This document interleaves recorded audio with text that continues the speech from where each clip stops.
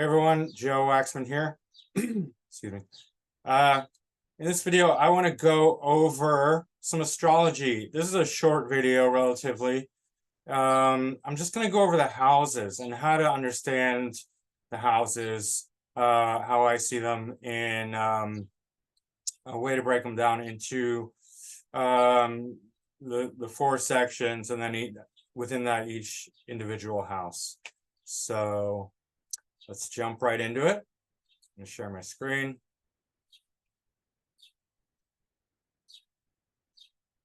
And for this, I'm going to use my own chart. So, yeah, I don't know. I guess we could call them quadrants, but the way I see it is, so four different quadrants. We're not talking about like from ascendant to IC, or, you know, it would be the first quadrant that I'm talking about would be the self. Okay, so 12th, first, and second house. These are all self houses. All right. And the reason it is that way is because the 12th house, what often doesn't get mentioned. I mean, one of the things that as kind of a pet peeve in astrology is when you kind of get this incestuous textbook astrology that gets repeated ad nauseum without any real sort of penetration of what the houses represent. I mean, often, you know, the 12th house will get summarized as the house of self-undoing, right? Or the house of hidden enemies, or, right? I mean, that may be true to some extent, but what's really going on is that this is a self house and it's the subconscious mind. I mean, if you want to simplify it, that's really what it is. And if you talk about like why is it the house of self-undoing? Well, that's where that's the subconscious. That's where we're hiding our demons and monsters and all our negative conditioning. You know, that's where we hide our trauma and our karma even, right? It's all in the 12th house, right?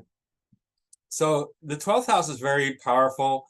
It's a very, it represents our subconscious mind, our lifelong conditioning, the reason I say karma is because when we have sort of actions that get projected out into the world or drive our behaviors, this is all stored in the subconscious, and it comes out as karma, right? Let's say we do a bad deed, right? We steal something. Subconsciously, our subconscious mind knows that we've taken something that we haven't paid for, that we don't rightly deserve, and we're going to undo ourselves subconsciously. It's not conscious. We're not aware of it. But this is karma in action. This is how it works. It's all, we can tie psychology into spirituality if we understand it well enough, right? You know, where people say, I don't believe in karma. Well, do you believe in psychology? Because they're the same thing. So this is the area of hidden psychology, subconscious, karma, conditioning, you know, the constant messaging that we're telling ourselves through our life, or that our parents told us, our upbringing, our school, our culture. You know, we grow up with it and we say, this is the right thing. You know, how is it that everyone grows up in the exact right thing for everyone? You know, like everyone's convinced that the path they grew up in is the path that is right for the whole universe, right? Oh, I grew up in a Christian household and I know that my personal upbringing is the universally right way. Oh my God. Or whatever it is, like Muslim or Jewish or Hindu, like this is the universally right way for the whole entire goddamn universe, right? And I was just so lucky. I won the lottery. I was born into the universally right thing where everyone else is wrong. Like, give me a break. Give me a break. You just have no awareness of what's going on in your 12th house. Okay, so this is a self house. It's hidden. I have Pluto in the 12th house. Pluto in the 12th house means very powerful subconscious, for better or worse, better and worse, right? Because Pluto is being the most powerful, creative, destructive. When it's on the negative side of things, really, really major self-undoing, right? Hidden enemies. I don't know, hidden enemies, but any case, a lot goes on in the 12th house because it's below the surface, right? Then we have the self itself, the first house. This is the area of consciousness, and that's why this is the rising sign. It's sort of backwards, interestingly enough, like energetically, because planets rise in the 12th and they're hidden in the first, but it's opposite here, but they're about to rise. So anyway, in any case, in regards to astrology, when planets are in the first house, when they're on the below the ascendant, which in real life means they haven't risen yet, they're more conscious, right? They're about to rise. And the significance of the rising is that it's dawning upon our awareness. It's dawning upon our consciousness.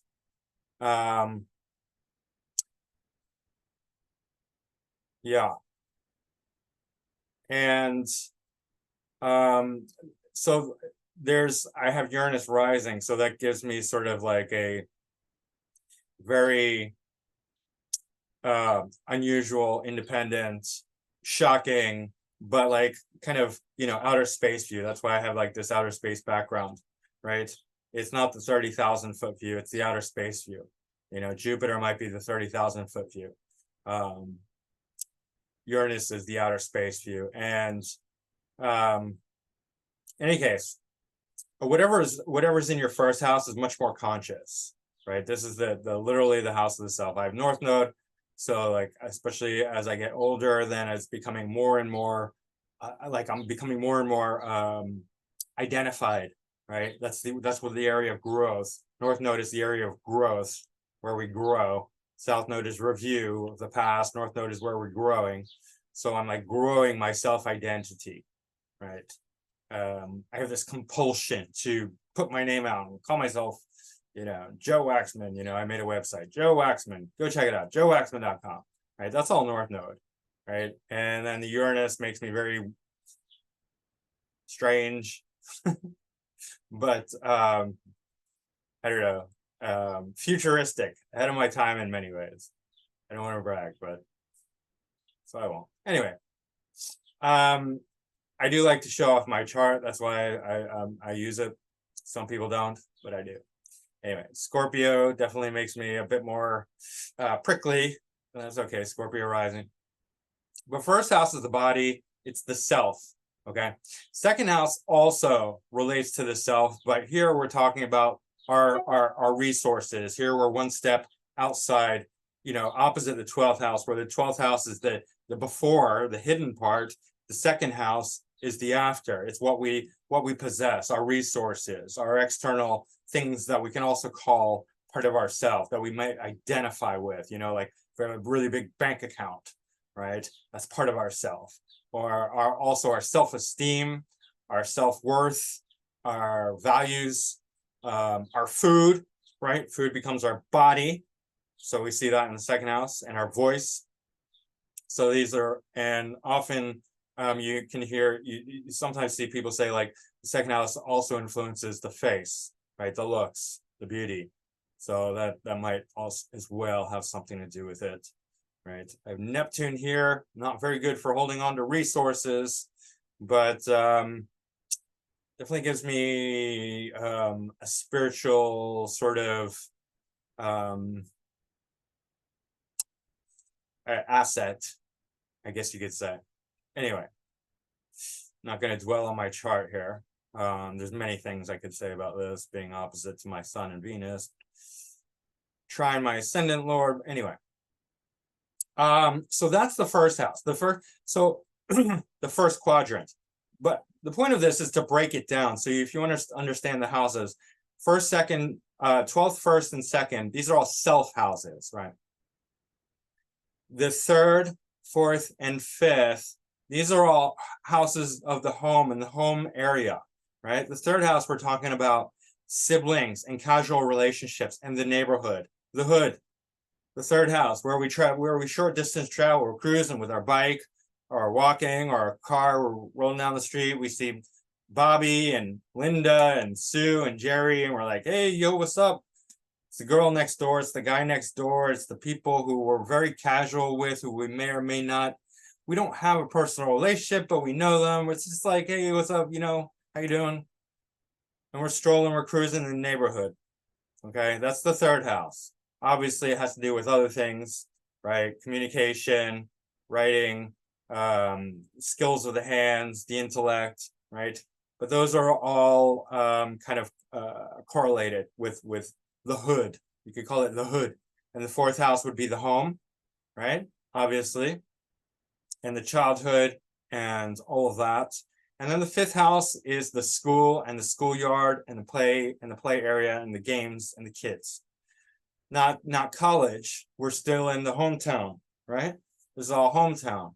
The neighborhood, the home, the schoolyard, the games, the kids at school, the game, all the arts and creativity, the performing plays. You got your local rock band here. You're singing, you're playing guitar, you're making art. Fifth and third house play off each other in that. Third house is more skills, fifth house is more creativity, right? Fourth house can be a more emotionality that combines the two. Okay. Yeah, so that's how you would look at the second, hesitant to call them quadrant, but in any case, third, fourth, and fifth houses.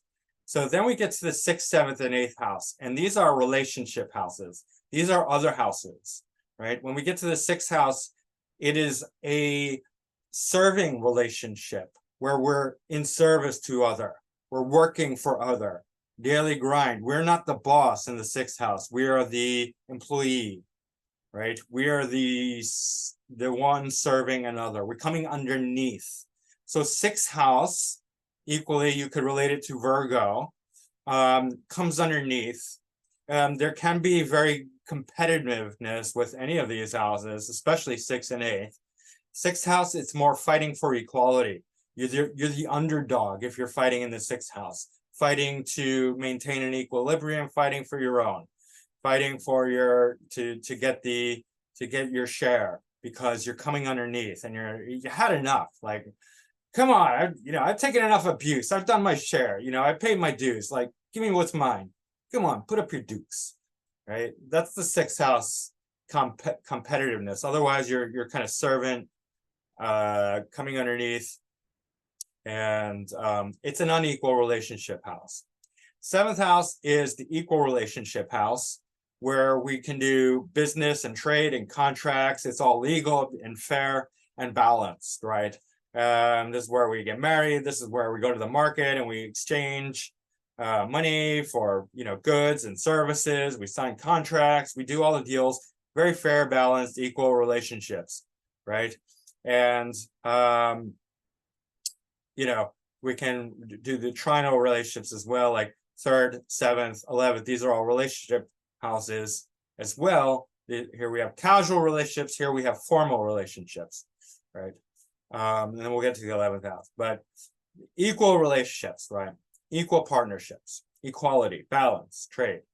Both parties are in agreement, right? Very fair, very peaceful. You walk away, you feel like you made a good deal, right? Now we get to the 8th house, and here again we have the parallel with the 6th house, unequal relationships. But in the 8th house, it's different from the 6th house, because the 8th house, there's a dominating relationship. The 8th house is all about power and controlling the other, whereas the 6th house was about serving the other and like fighting for equality. The 8th house is about controlling and being powerful and dominating and even abusing. And you get all sorts of associations. There is shared resources, but it's often relating to criminality. If the 7th house is law, the 8th house is beyond law. Like, you really don't care about the law in the 8th house, right? In the 6th house, it's pre-law. It's like, yeah, there's some law comes into it, but it's sort of like, even like, it's not fair, it's not balanced, it's not lawful, but I'm sort of like paying my dues in the 6th house. In the 8th house, you're taking, you're just like, the law is not for me. I'm above the law, right? I'm above fairness. I'm above equality. I've already paid my dues. And that has a very scorpionic tone to it. And if you understand the Scorpio psychology, it definitely makes sense. The scorpionic psychology is that they are stronger than others, and therefore they have a right. It's an entitlement to take what's theirs, because other people are weak and undeserving. And if the eighth house Scorpio psychology is abusive towards others, it's actually a service to them, because it's helping them to become stronger, which they need to be, because they're weak and pathetic, right?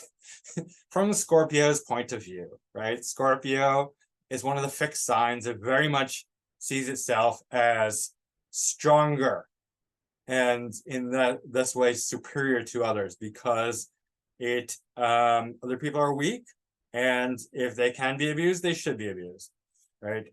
Okay, I mean, there can be a higher evolution of that, but right, the higher evolution would be helping other people to evolve, transcend, and lift themselves up. Scorpio also is not always in a strong position, because Scorpio goes through that regeneration cycle. Eighth house, we're talking about houses here, so eighth house, still there's a strong parallel. Obviously there are differences, but eighth house will go through that regeneration cycle where they're dead, where they're dying or dead, right? And in that time they're weak, right? The sixth house can be strong when they decide to fight for their equality. They can be extremely strong, and don't underestimate the sixth house or the Virgo type of personality. On the same token, yes, Scorpio eighth house is very strong and dominant, except when they go through their regeneration phase, their death phase. Then they're weak, right? Because they're dying, they're dead, right? And they need to recuperate their energy. And that's during this time, they're weak. So, sixth house can, at certain times, dominate the eighth house. Or, Virgo can, win a fight against Scorpio, if you will, during certain periods, and vice versa, right? Depends what phase they're in, right? In any case, these are all relationship houses. Here you're coming underneath, here you're equal, here you're dominating and controlling. Now we get to the public sphere, the public section, the 9th, 10th, and 11th. 9th house is church. It is graduate school, college, public, like travels, long distance travels, foreign countries, adventures, philosophy, preaching, like, you see in those old movies, like, somebody standing on their soapbox preaching, right? Or, actually a preacher in religion, right? The philosopher, the teacher. Yeah, so it's all very public, and either learning or teaching or publishing. But this is very public, speaking about God, speaking about philosophy, speaking about science, speaking about very high-minded things, traveling and adventuring in the public domain. Because when you're not at home when you're traveling, right? You're in a very public, it's all public. You're staying in hostels, hotels, you're out in the city, you're wherever you are, it's very public even then. And then the 10th house obviously is the house of public career, public reputation, public notoriety, being seen and heard by the public. I got my ascendant lord conjunct the MC and Leo, so that's why I love to make these videos, right? Mars, and I come off, I can come off pretty aggressive. It's also got squares to the nodes. North node in Scorpio, which is ruled by Mars. So this is, even though it's a square, it's bonifying the north node. So it's like pretty powerful just for me, just showing off, I guess. Mars is in Leo, so I mean, and Sun's in Gemini, so it's my time to shine. But in any case, yeah, I have a compulsion an aggressive compulsion, because Mars and Leo square the North Node in Scorpio, right? Conjunct the MC. It's like I have to put myself out there in the public domain. It's my ascendant Lord. Right. In any case, squares to Mars really make you work hard, right? Squares to Mars, especially Mars in the MC with a square, that's very hardworking, physically demanding, physically hardworking, like real. There's a ton of push. I have to push myself. Like I just, I get exhausted, but I have to push myself. It's just part of my destiny, physically and in action, because Mars is the planet of action. I have to push myself publicly. And then 11th house is the house, also a relationship house, obviously, but groups, networks, friends, circles. It's not like individual friends, probably more 7th house, right? But when you're talking about friends, circles, groups of friends, that's more 11th house. Internet, networks, right? 11th house people are always on the internet. This is all very public though, right? And this is career success. They call it hopes, wishes, and dreams. Yeah, I mean, I could see that, because it's related to your career ambitions, the success of that, right? But it's really about the public social arena.